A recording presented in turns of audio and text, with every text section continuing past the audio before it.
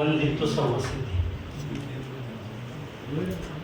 सर्वप्रथम श्रीमद् भगवत आचार्य कुंद देव के श्री चरणों में वंदन करते हुए आज अष्टपाहुड़ परमागम के अंतर्गत जो बोध पाहुड़ विषय है उस विषय की चर्चा प्रारंभ करूंगा। तत्पूर्व आज की सभा के आदरणीय अध्यक्ष महोदय भाई साहब पीयूष जी, समस्त वरिष्ठ वक्तागण, उपस्थित समस्त विद्वत वर्ग एवं साधर्मी इस अष्टपाहुड़ की ललक लेकर के यहाँ पधारे हुए एवं निश्चित रूप से प्रवज्जा ही जिनका हेतु होगा, क्योंकि बिना प्रवज्जा के हम और आप किसी का भी कल्याण होने वाला नहीं है।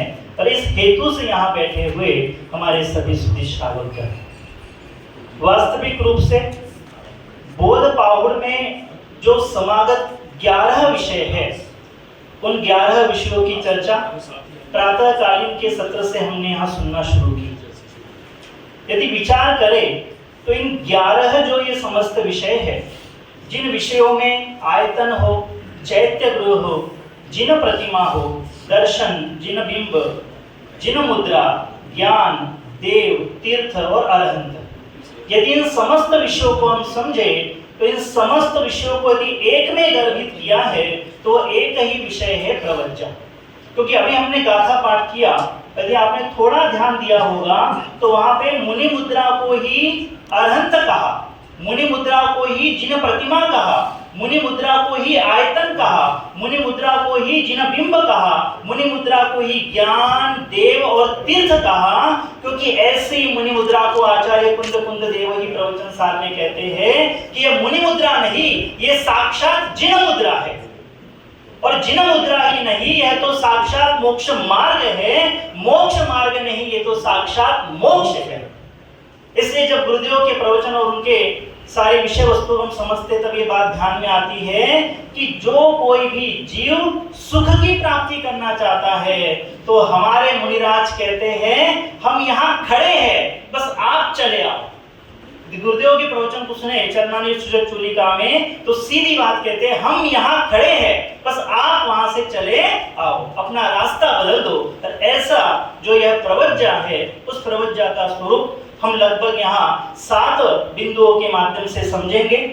सर्वप्रथम जो है वह स्वरूप, लक्षण, कारण, अधिकारी, विधि, काल और लाभ, ये 7 बिंदु है। इन 7 बिंदुओं में स्वरूप, लक्षण और कारण तथा लाभ, ये 4 बिंदुओं तो बोध पाहुड़ में समाविष्ट है। किंतु जब हम अधिकारी, विधि और काल पर जाते हैं तो ये हमें वहां दिखेंगे नहीं गाथाओं में। लेकिन जब हम किसी विषय वस्तु का सर्वांगीण विवेचन करते हैं तो सर्वांगीण आगम ही हमारे परिप्रेक्ष्य में होता है। और उस सर्वांगीण आगम को देखेंगे, गुरुदेव श्री के व्याख्यानों की तरफ यदि ध्यान देंगे तो हमें उसमें अधिकारी, विधि और काल ये भी हमें अवश्य रूप से प्राप्त होगी। वास्तविक रूप से जिस बात को लोहे के चने चबाने जैसा कहा हो, जिस बात को तलवार की धार पर चलने जैसा कहा हो और जिन्हें चलते फिरते सिद्धों की उपमा दी हो, वास्तव में वह प्रवज्जा कैसी होगी इसका यदि सार रूप देखे बोध पाहुड़ में गाथा क्रमांक 42 से लेकर के तो गाथा क्रमांक 58 तक लगभग 16 गाथाओं में यह प्रवज्जा का विषय है। और हमारे पास में भी केवल 16 मिनट है। 2 मिनट के बाद में भाई साहब खड़े हो जाना तो मैं रुक जाऊंगा, तो 16 और तो 18 कर देना। तो यह जो विषय है, इस विषय को यदि हम समझे तो ये ध्यान दीजिए, सर्वप्रथम प्रवज्जा की सामान्य यदि परिभाषा देखें तो सामान्य परिभाषा में सारी की सारी बात अर्थात पूरी की पूरी 18 गाथाओं का सारी सामान्य परिभाषा में है प्रवज्जा अर्थात दीक्षा। जो मोक्ष का अर्थात इच्छुक जीव वैराग्य की उत्तम भूमिका को प्राप्त होकर अपने समस्त सगे संबंधियों से क्षमा मांगकर निर्ग्रंथ गुरु की शरण में जाकर संपूर्ण परिग्रह का त्याग करके ज्ञाता दृष्टा रहता हुआ साम्य रूप जीवन बिताने की प्रतिज्ञा करता है, इसे ही आचार्य देव प्रवज्जा या जिन दीक्षा कहते हैं। पर इसमें इन 18 गाथाओं का सार आ गया। अब आप कहेंगे कि यदि इस लाइनों में 18 गाथाओं का सार आ गया, अभी गायक जी बता रहे 25 नंबर की गाथा में आया था पौवज्जा सर्व संग परिचित्ता, तो वहां पर भी यही बात कही सर्व संग से जो रहित है वो। फिर इन 18 गाथाओं में अलग से इनका वर्णन करने की क्या आवश्यकता पड़ी, तो अलग से इनका क्यों वर्णन किया गया, इसका स्वरूप जब हम समझे तो आचार्य देव से कनेक्ट हुए बिना हम ये स्वरूप नहीं समझ सकेंगे। ये बात ध्यान में लीजिए, जब तक हम अपने आप को आचार्य कुंद कुंद के चरणों में बैठा हुआ नहीं पाएंगे, समक्ष उन्हें नहीं रखेंगे, तब तक ये बात ध्यान में नहीं आएगी। और इसलिए इसकी गाथा पाठ करना बहुत आवश्यक है। इस गाथा पाठ का स्वरूप हम समझे। 45 नंबर की गाथा है, देखिए क्या कहते हैं। गिह गंध मोह मुक्ता 22 परिसाजिय कषाया पावारंभ विमुक्ता पौवज्जा एरिसा भनिया। 5 बिंदु यहां पर लिए। पहला बिंदु लिया कुछ भी परिग्रह नहीं है, यह ग्रंथ। दूसरी बात ली वहां पे मोह मुक्ता, समस्त प्रकार के सर्व संसार के मोह से विमुक्त है। 22 परिशः, 22 परिशः को सहने वाले हैं, कषायों को जीतने वाले हैं, और जिनके पापारंभ का अभाव है, ऐसी प्रवज्जा जिनेश्वर देव ने कही है। अब इसमें जो पहला बिंदु है, इन सब परिभाषाओं से हम भली भांति परिचित हैं, इसका विस्तार भी बहुत जानते हैं। लेकिन सर पहली यदि बिंदु ले कुछ भी परिग्रह नहीं है, इसका विशेष उन्होंने 46वीं गाथा में किया। गाथा नहीं पढ़ूंगा, लेकिन 46वीं गाथा में उन्होंने 3 बातें कही। वहां पे 3 शब्द बहुत ध्यान देने योग्य है। वहां पर आचार्य देव लिखते हैं कि गौ, धन, धान्य, वस्त्र आदि दान।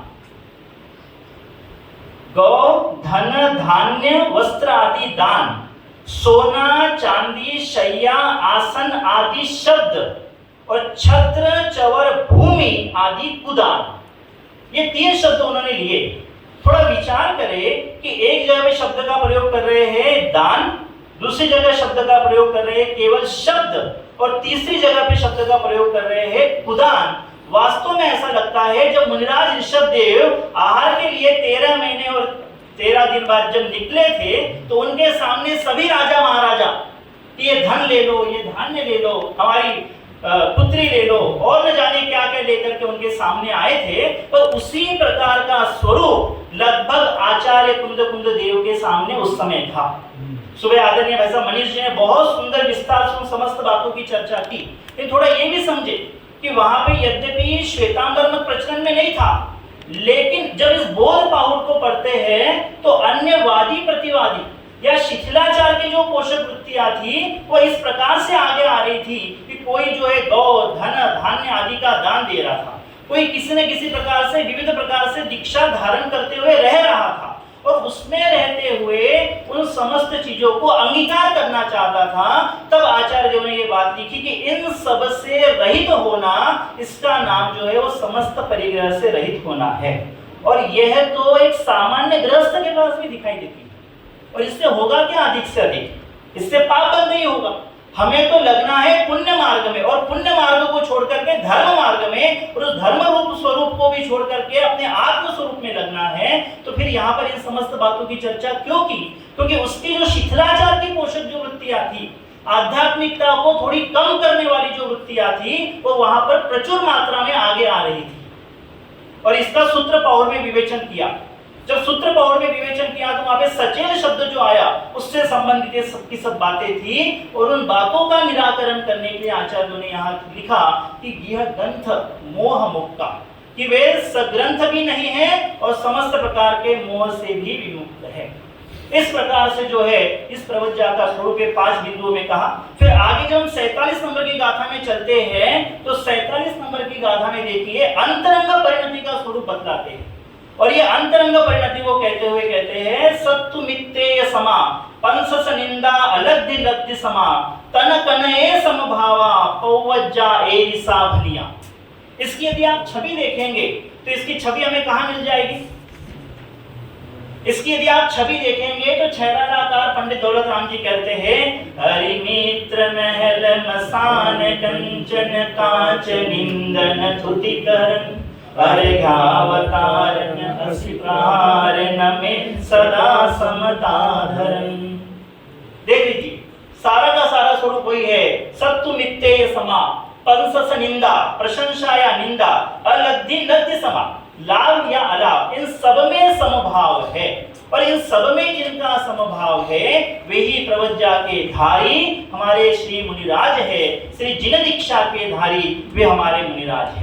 और अब इनके अंतरंग स्वरूप की बतलाते हुए अंतिम दो गाथा 49 और 50 में जाकर के अंतिम दो गाथाओं में इस स्वरूप को वे पूर्ण करते हैं, जिसमें वे कहते हैं कि कैसे हैं, कि कैसे हमारे मुनिराज, कि वे वहां पर कहते हैं कि हमारे मुनिराज निर्ग्रंथ स्वरूप है।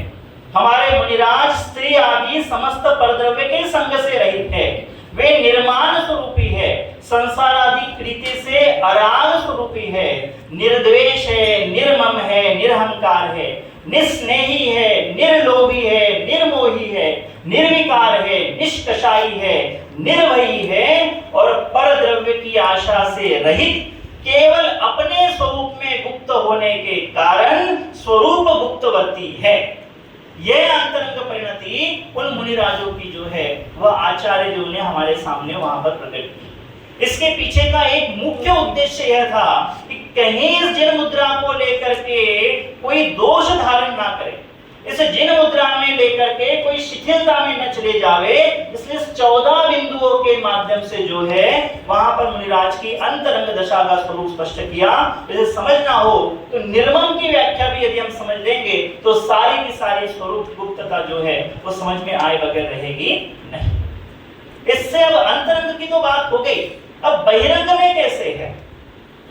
तो बहिरंग में भी जहां पे जय जाय रूप सरिसो ये सारी की सारी जो बात में कही, तो उसमें भी उन्होंने जो है 5 बिंदु लिए। उन 5 बिंदुओं में कहा कि जो यथा जात रूप सदृशी है, जो अवलंबित भुजा से युक्त है, जो निरायुधा है, जो शांता है और परकृत निलय निवासा है। 51 नंबर की गाथा में ये 5 बिंदु लिए। अब इन बातों को समझे तो यथा जात रूप सदृशी तो समझ में आता है कि जैसे नग्न बालक होता है वैसे ही वे है।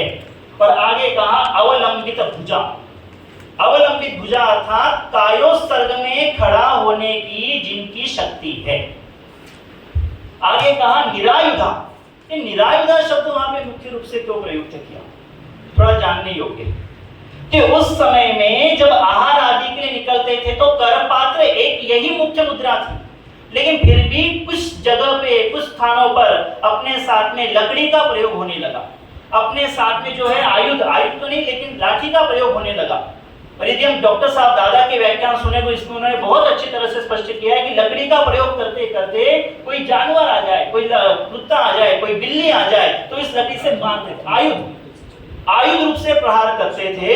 इसलिए वहां पे शब्द लिखा निरायुधा कि आपको ये आयुध आदि भी रखना नहीं है। और कैसे है? शांता है। इस शांता शब्द में बहुत गंभीर भाव है कि अंग और उपांग से विकार से रहित शांत मुद्रा ही जिनकी झलकती है। और परकृत निलय निवासा, अब परकृत निलय निवासा में कहते हैं कि जिसमें स्वयं के कृत कारित अनुमोदना मन वचन काय द्वारा दोष न लगा हो, ऐसी दूसरे की बनाई हुई वस्तिका में वे रहते हैं। परकृत निलय निवासा।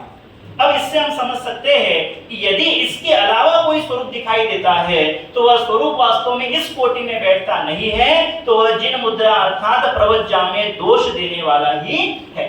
और अंतिम अगली गाथा में मुख्य शब्द का प्रयोग किया है उपशम शम दम युक्ता। 52 नंबर की गाथा में ये जो शब्द है ये विशेष है। उपशम में लिया है कि जिनके मोह कर्म के उदय का अभाव हो गया इसलिए शांत परिणामी है। क्षम शब्द में लिया कि जो क्षमा भाव के धारक है। और दम शब्द में लिया कि जो समस्त प्रकार के इंद्रियों पर विजय प्राप्त कर चुके हैं। इस प्रकार से जो है वही वास्तव में बहिरंगवर्ती मुनिराज है और ऐसे उनके बहिरंग का स्वरूप दिखाई देता है। और अब आगे के सारी की सारी चीजें आप देख सकते हैं, जो गाथा क्रमांक 51 से लेकर के 55 तक इन समस्त बातों का वर्णन यहाँ पे किया है, जो 15 बिंदु यहाँ पर जो है आपके सामने स्पष्ट है, जिसमें शरीर संस्कार, तैलादि, मर्दन, रुक्ष शरीर, उपसर्ग परीक्षा में संभव रखने वाले, निर्जन प्रदेश, शीला काष्ठ भूमि पर बैठने वाले, कुसंगति और विकथादिक से रहित, मूल गुणों का पालन करने वाले, अतिचारों को शोधने वाले, तप एवं व्रत को अधिकाधिक दृढ़ करने वाले, ऐसी बहिरंग वृत्ति जिनकी होती है। अब ऐसी वृत्ति यदि करना हो तो ऐसी वृत्ति क्यों उत्पन्न करना? प्रश्न, ऐसी वृत्ति क्यों उत्पन्न करना? इतनी कठिन है ना? तो ऐसी क्यों उत्पन्न करना? तो अब हमने देखा स्वरूप और देखा लक्षण, अब कारण क्या, क्यों उत्पन्न करे? तो कहते हैं मोक्ष का इच्छुक जो गृहस्थ है, हम और आप सभी किसके इच्छुक हैं? मोक्ष। और हम मोक्ष कहलाते ना अपने आप को, हाँ? तो यदि अपने चपल और चंचल मन को वश करना हो, चित्त की शांति करना हो, तो सत्पुरुष अपने घर में रहना छोड़कर एकांत स्थान पर जाकर के रहते हैं। उस इसका वर्णन किया है 42 नंबर की गाथा से लेकर के तो 44 नंबर की गाथा तक। गाथा का पूरा क्रम भंग किया, क्योंकि पहले सीधे उन्होंने स्थान लिए और बाद में स्वरूप बतलाया। इसलिए यहाँ जब कारण देखते हैं तो वहां जाएंगे तो निश्चित रूप से चंचल और चपल मन भी हमारा कैसा होगा? स्थिर हुए बिना नहीं रहेगा। और इसलिए जो है ये प्रवज्ञा अंतरंग और बहिरंग रूप से उस प्रकार से कही है। अब आगे चलते अधिकार की तरफ कि वास्तव में कौन है इसका अधिकारी। तो यदि हम देखें तो अष्टपाउड़ के गुरुदेव के व्याख्यानों में तो ये बात आई है, लेकिन जिनागम को भी और सर्वत्र देखे तो सबसे पहले महापुराण के सर्ग 36 उसमें 158 नंबर का, जिसका कुल गोत्र विशुद्ध है, चारित्र उत्तम है, मुख सुंदर है, प्रतिमा अच्छी है, ऐसा पुरुष ही दीक्षा ग्रहण करने योग्य जानना। योग सार में लिखा, जो मनुष्य शांत और तप के लिए समर्थ है, निर्दोष ब्राह्मण, क्षत्रिय और वैश्य इन 3 वर्णों में से एक वर्ण का हो, सुंदर शरीर अवयवों का धारक हो, वह निर्ग्रंथ लिंग को ग्रहण करने योग्य है। और प्रवचन सार की तात्पर्य वृत्ति टीका में इसी बात को दोहराते हुए केवल एक बार अधिक बताई कि अति बालत्व और अति वृद्धत्व, देख सकते हैं आप वहां पर, अति बालत्व और अति वृद्धत्व से रहित योग्य आयु का धारक हो और दुराचारादि लोकोपवाद से रहित हो, वही वास्तव में जो है वह इस जिन लिंग का धारक है। वास्तव में यहाँ पे जो 3 वर्णों की बात आई, इसको थोड़ा सा हम समझे। ये 3 वर्ण क्यों कहे, आगे क्यों नहीं गए? तो यह सिंह वृत्ति है। मुनिराज हमारे सिंह वृत्ति के धारक होते हैं और जो इसको सह सके वही इस पर चल सके। और इसलिए जो है इन 3 वर्णों की वहां पर बात कही। एक प्रश्न अवश्य लब्धि सार ने उठाया भाई साहब। लब्धि सार ने प्रश्न ये उठाया कि ये बात केवल क्या हम कर्म भूमि मनुष्यों के लिए तो है, लेकिन आर्य खंडवर्तियों के लिए ही है क्या? तो प्रश्न लिखा लब्धि सार में कि म्लेच्छ भूमिज मनुष्य के सकल संयम का ग्रहण संभव है या नहीं। तो उसका समाधान किया आचार्यों ने कि ऐसी शंका ठीक नहीं है। जो मनुष्य, देखिए अब कैसा संबंध जोड़ते हैं आचार्य देवगी, कि जो मनुष्य दिग्विजय के काल में चक्रवर्ती के साथ आर्यखंड में आते हैं और जिनका चक्रवर्ती के साथ वैवाहिक संबंध पाया जाता है, उनके संयम ग्रहण के प्रति विरोध नहीं है। क्योंकि म्लेच्छ जो कन्याएं हैं चक्रवर्ती से विवाही जाती है, उन कन्याओं के गर्भ से उत्पन्न जो पुत्र है वे माता के पक्ष से म्लेच्छ है, तथापि दीक्षा ग्रहण करने योग्य उनकी भी सामर्थ्य है। इसलिए प्रबुद्ध जाति भी वे कौन है? अधिकारी है। क्योंकि सर्वांगीण विकास है, केवल अष्टपाउड़ को देख करके काम नहीं होगा। यदि हम उस स्वरूप को समझ रहे हैं तो परिपूर्ण रूप से हमें इस बात को समझना पड़ेगा। अब प्रवज्ञा की विधि क्या है? स्वरूप तो समझे, अब विधि। ये विषय, साधन और फल है। हम विषय और साधन पे पहुंचे, अब फल की तरफ आगे जाएंगे, उसके पहले साधन है। क्या है विधि? देखिए सबसे पहले हम टोडरमल जी को मैंने यहाँ पे रखा है। सबसे पहले तो कि जिन दक्षा की विधि का स्वरूप समझे तो क्या कहते हैं? 6वें अध्याय में उन्होंने ये बात कही, पृष्ठ क्रमांक 179 पर। मुनि पद लेने का क्रम तो यह है, पहले तत्व ज्ञान होए, पीछे उदासीन परिणाम होए, परिषादी सहने की शक्ति हो, तब स्वयमेव वे मुनि बन सकते हैं। ये मूल क्रम है। फिर प्रवचन सार यदि पढ़े 202 नंबर की गाथा, महापुराण आदि को पढ़े तो वहां पर जो है अपने से बड़ों से क्षमा मांगते हुए, स्त्री पुत्रादि से परमिशन मांगते हुए, वहां पर उनकी भी अनुमति लेते हुए ज्ञानाचार, दर्शनाचार, चारित्राचार, तपाचार और वीर्याचार को अंगीकार करके वह जो अनुग्रहित होता है।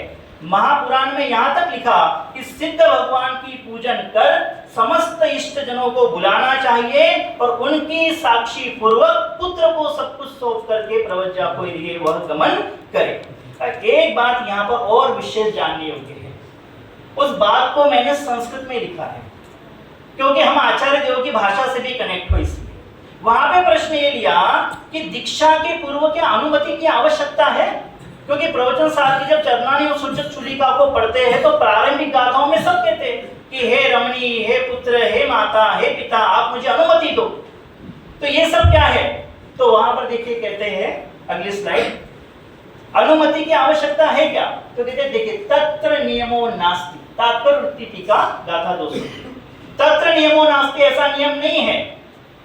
कथमिति चेत, ऐसा क्यों, तत्परिवार मध्ये यदा कोपि मिथ्या दृष्टिर भवति तदा धर्मस्य उपसर्गम करोति। यदि परिवार में कोई मिथ्या दृष्टि हो, उस तत्व को नहीं मानता हो, तो क्या करेगा, आपके ऊपर उपसर्ग करेगा। तो हम क्या काम कर पाएंगे, जिस कार्य के लिए हम चल पड़े हैं वहां आगे बढ़ पाएंगे नहीं।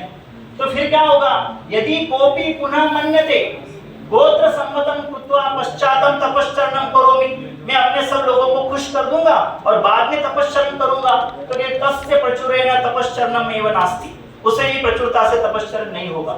कथमपि तपश्चरणे गृहीते भी गोत्रादि ममत्वम, और कदाचित यदि वो फिर भी मतलब तपोधन बन जावे, मुनिराज बन जावे, तब भी यदि वहां पे ममत्व भाव रहे तो तपोधनता उसमें आसक्ति नहीं है, इसलिए जो है वह अनुमति की आवश्यकता नहीं है। यदि एकाकी नहीं चल पड़े तो खड़िए यहीं रह जाओ, यदि एकाकी नहीं चल पड़े तो निश्चित रूप से यहीं खड़े रह जाएंगे। इसलिए वास्तव में जो है इसी की हेमराज जी कुछ जो टीका है वहां पर उन्होंने एक बात लिखी कि यहाँ ये मत समझना कि विरक्त होने के लिए कुटुंब को राजी करना ही पड़े। कुटुंब यदि राजी नहीं भी हो तो कुटुंब के भरोसे ना रह करके सीधे मुनि दीक्षा के लिए आगे चले जाना चाहिए। और आगे जाकर के 2 मिनट की बात है कि प्रवज्जा का काल क्या होगा, बहुत जानने योग्य आवश्यक है कि प्रवज्जा मुनि दीक्षा ग्रहण तो करे लेकिन उसका काल क्या है।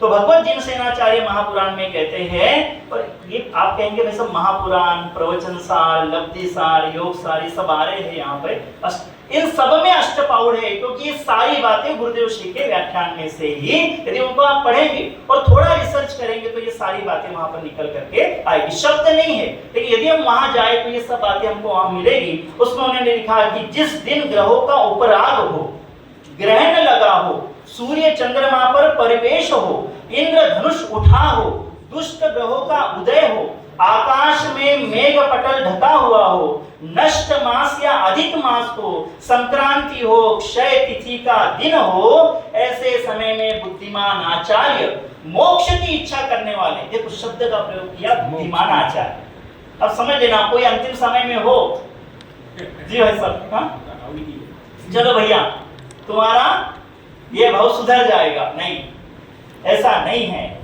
ये भाव सुधारने वाली बात नहीं है, भाव का अभाव करने वाली बात है। एक भाव की बात नहीं है, अनंत भाव सुधारने की बात है। और अनंत भाव के लिए कि आचार्य मोक्ष की इच्छा करने वाले भव्यों के लिए दीक्षा विधि नहीं करना चाहते, अर्थात उस दिन किसी नवीन शिष्य को दीक्षा देते नहीं है और इस काल को छोड़ करके और अन्य समय में भी कभी भी दीक्षा दे सकते। अर्थात प्रवज्जा का स्वरूप छोटा मोटा नहीं है, ये बहुत गंभीर है। अब कहते हैं अंत में कि फिर इससे लाभ क्या है, क्यों ग्रहण करना प्रवज्जा। तो वापस चलते हैं आचार्य कुंद देव के पास। 54 नंबर की गाथा में कहते हैं जिनमग्गे पौवज्जा छह संहने सुभनिय निगंथा भावंती भव पुरिसा कम्मक्षय कारणे भनिया। दूसरी लाइन महत्वपूर्ण है, भावंती भव पुरिसा। कि जो भव्य पुरुष इस प्रवज्जा की भावना करते हैं वह प्रवज्जा उनके लिए कर्म क्षय का कारण बनती है, क्योंकि बिना कर प्रवज्जा के कर्म क्षय नहीं है और बिना कर्म क्षय के अनंत सुख की प्राप्ति भी संभव नहीं है। यद्यपि उपचार से है ये बात, है ना, यद्यपि अनंत सुख तो अपने में है, लेकिन जब तक हम उस मुनि मुद्रा स्वरूप जिन मुद्रा को धारण नहीं करेंगे तब तक अपने स्वरूप में भी हम गुप्त हो सकते नहीं है। इसलिए वास्तव में इस प्रवज्जा का स्वरूप समझकर ऐसी जिन मुद्रा में समाविष्ट जो बोध पाहुर के 11 आयतन हैं, ऐसे मुनि मुद्रा में समाविष्ट जो बोध पाहुर के 11 आयतन हैं, वास्तव में जब मुनिराज चलते हैं तो वे तो चलते फिरते सिद्ध है, जिनके साथ पांचों परमेष्ठी चल रहे हैं, जिनके साथ नवदेव चल रहे हैं। ऐसी वह मुनि मुद्रा वास्तव में हम और आप सबके लिए उपादेय है और उसे ग्रहण किए बिना हम और आप सबका कल्याण होगा नहीं। लेकिन ग्रहण करने के पूर्व इन समस्त बातों को जानना और समझना अत्यंत आवश्यक है। हम इसे यथार्थ और योग्य रीति में समझें और अपने स्वयं के कल्याण के मार्ग को प्रशस्त करें। इसी मंगल भावना से